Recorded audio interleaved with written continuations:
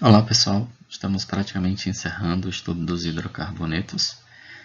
Na parte 4 nós vamos ver os compostos de cadeia fechada com ramificação e as reações de combustão de hidrocarbonetos.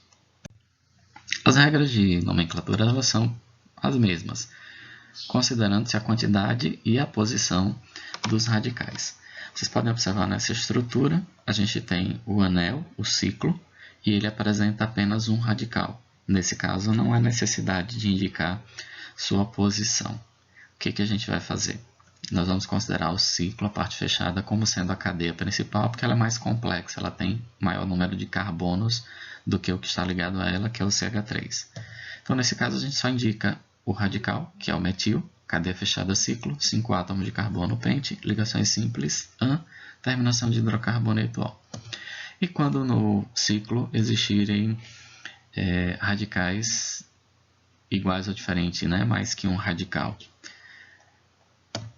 Então, nesse caso, quando existirem dois ou mais radicais ou substituintes em carbonos diferentes do anel, a numeração ela deve iniciar segundo a ordem alfabética e aí percorre o anel, o ciclo, a fim de obter os menores números para os outros radicais. Então, nesse caso, a gente tem um metil e um etil. A gente começa a numerar do etil e percorre o ciclo de modo a obter o menor número para o outro radical. Então, nós vamos ter 1 metil, 2 metil, ciclopentano. E nesse caso, nós temos 3 radicais e temos radicais diferentes. A numeração ela seria em verde ou em vermelho?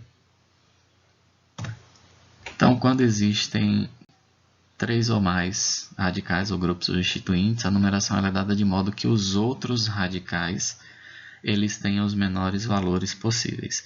E aí uma observação, se existirem 2 radicais no mesmo carbono, você já começa a numeração a partir dele, porque aí já garante menores números possíveis. Então, nesse caso, a numeração vai ser em verde, e nós vamos ter o 2-etil, um 4-dimetil, ciclohexano. Por que verde? Porque vai ficar 1, 2, 4. Na vermelha ficaria 1, 2, 5. 1, 2, 4 é menor do que 1, 2, 5. Então, etil no carbono 2, nos carbonos 1 e 4 temos radicais metil, por isso dimetil, fechada ciclo, 6 carbonos X, ligações simples AN, hidrocarboneto O. Vamos seguir. E no caso do benzeno, né, que é um hidrocarboneto aromático, a gente já comentou sobre ele, né? Só reforçando, é um líquido incolor, volátil, inflamável, é considerado o hidrocarboneto aromático mais importante e ele também é comumente utilizado como matéria-prima na produção de plásticos, corantes, medicamentos, detergentes, adesivos, borrachas e tintas, entre outros produtos. Nesse caso, quando o benzeno apresentar ramificações, a nomenclatura dele vai seguir a sequência. A gente dá a localização do radical, partindo do mais simples, menos carbonos, ao mais complexo, mais carbonos, e no final a gente coloca o benzeno. Por exemplo, nesse caso nós temos CH3 que é metil e o benzeno, então vai ser metilbenzeno. O nome dele muito comum, o nome usual, é o tolueno. Então, geralmente a gente utiliza pouco metilbenzeno, é mais a expressão tolueno. E nesse caso, que a gente tem 2 radicais, a gente segue a mesma regra, né? Numera em ordem alfabética, como são 2, né? Então, primeiro o etil, depois o metil. Então, vamos ter no 1 o etil, no 3 metil, e a estrutura é o benzeno. Nós temos uma segunda possibilidade de nomear e indicar a localização dos radicais no benzeno. É a partir do uso das expressões orto, meta e para. São prefixos que indicam as posições dos 2 radicais. Orto, 1 e 2, então o radical vai ser 1, o outro está na posição 2 em relação a 1. Meta, tem o 3 em relação à posição 1 e para o segundo radical na posição 4 em relação à primeira posição. Então, você escolhe um dos dois, nomeia como 1 e o outro em relação a ele. Exemplo, nós temos aqui o 1,4 ou para dimetilbenzeno. O 1,3 ou metadimetilbenzeno. E 1,2 ou ortodimetilbenzeno. No caso do naftaleno, que nós já conhecemos também, né, já falamos sobre ele, que é o componente da naftalina, que era utilizado comumente para combater traças e lavas. A gente tem duas possibilidades. As posições alfa, vocês observam aí que no anel são as posições na vertical e na horizontal, beta. Então, quando a molécula de naftalina apresentar um radical, o radical ou vai ocupar a posição alfa ou vai ocupar a posição beta. Exemplos. Aqui a gente tem o alfa-metilnaftaleno e temos também o beta-metilnaftaleno. As reações de combustão dos hidrocarbonetos. Uma das principais aplicações dos derivados de petróleo é justamente a produção de energia. E ela é feita através de uma reação que é denominada de combustão. Na reação de combustão dos hidrocarbonetos do petróleo, nós temos os hidrocarbonetos, nesse caso, são considerados ou são chamados de combustíveis. E quando eles queimam, quando eles entram em combustão, isso ocorre em presença de gás oxigênio do ar atmosférico, e o oxigênio do ar é chamado de comburente. E aí, aqui a gente tem aquele famoso triângulo do fogo, né? Combustível, comburente, combustão. Observe aí, a gente tem duas possibilidades dessa combustão.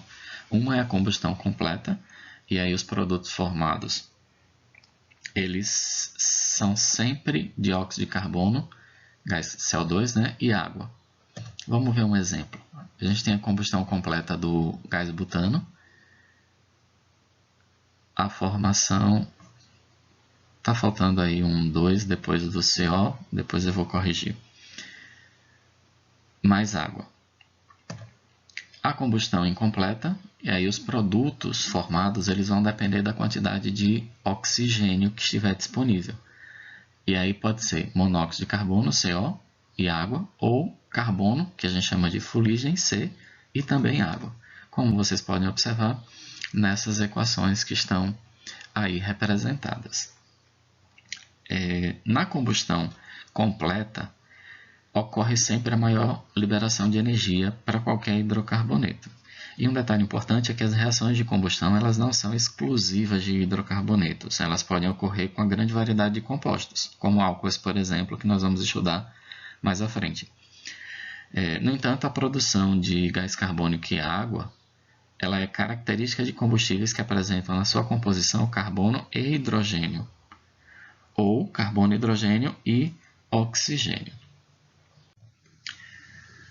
Para comparar a eficiência de diferentes combustíveis, nós costumamos determinar a quantidade de calor liberada na combustão completa por mol ou grama do combustível. Esses observam aí 4 exemplos, né? Gás metano, gás etano, gás propano e gás butano. A quantidade de energia liberada por mol, e aí a gente divide pela massa molar de cada componente e encontramos a quantidade de energia liberada por grama. Quando a gente quer comparar os combustíveis, kJ por mol não é uma boa opção. A gente utiliza kJ por grama, porque a gente está considerando a mesma quantidade do material. Então, nesse caso, por grama, o metano é mais eficiente energeticamente. Não é o único critério que nós geralmente utilizamos, né? A gente tem que considerar emissão de poluentes, viabilidade econômica de produção e etc. Só para deixar como reflexão, não fique olhando o relógio, faça como ele, mexa-se. Fiquem com Deus, abraços, até mais.